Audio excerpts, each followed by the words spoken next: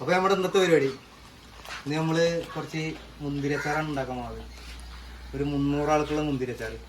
നമുക്ക് വീഡിയോ കാണാം. അപ്പോൾ ഉരുളി ചൂടായിട്ട് നമുക്ക് കുറച്ച് നല്ലോണം ഒഴിച്ചെടുക്കാം.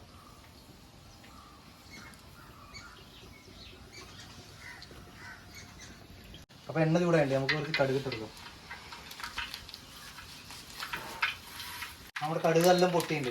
ഇതിലേക്ക് നമുക്ക് കുറച്ച് മുളക് ഇട്ടെടുക്കാം.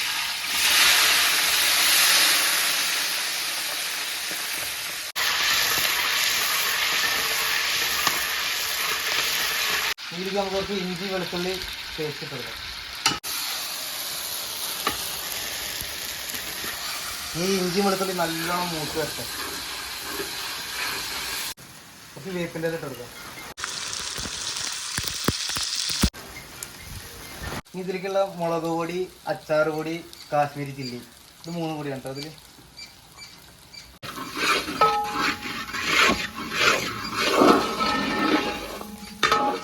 ഇത് ശർക്കര ഇട്ടുള്ള വെള്ളമാണ് കേട്ടോ. 1 കിലോ ശർക്കര ഇട്ടിട്ട് തിളപ്പിച്ച വെള്ളമാണ്.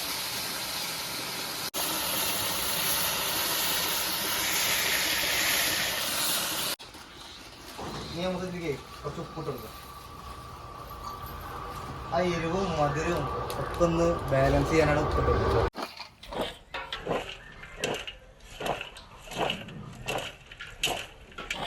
നമുക്ക് മുന്തിരിട്ട് കൊടുക്കാം.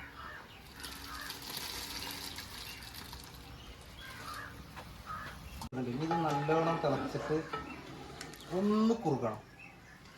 ഈ മുന്തിരിയിലേക്ക് ഈ എരിവും മധുരവും ഉപ്പും ഒക്കെ കാരണം നല്ല ടേസ്റ്റ് ആവും. ഒന്ന് തിളക്കട്ടെ.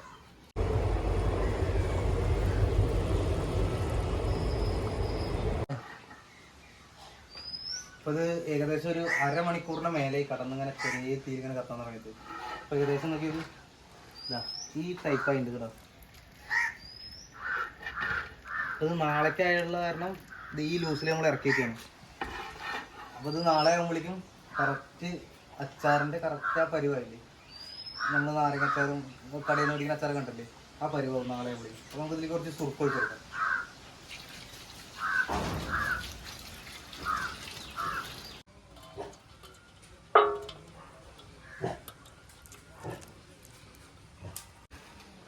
നമുക്ക് ടേസ്റ്റ് ചെയ്ത് നോക്കാം.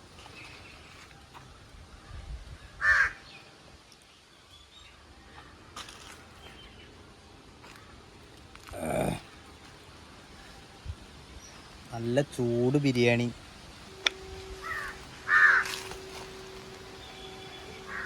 അല്ലെങ്കിൽ നല്ല ചോറ് ഇതൊക്കെ ഉണ്ടെങ്കിൽ ഉണ്ടല്ലോ ഷാറാവും.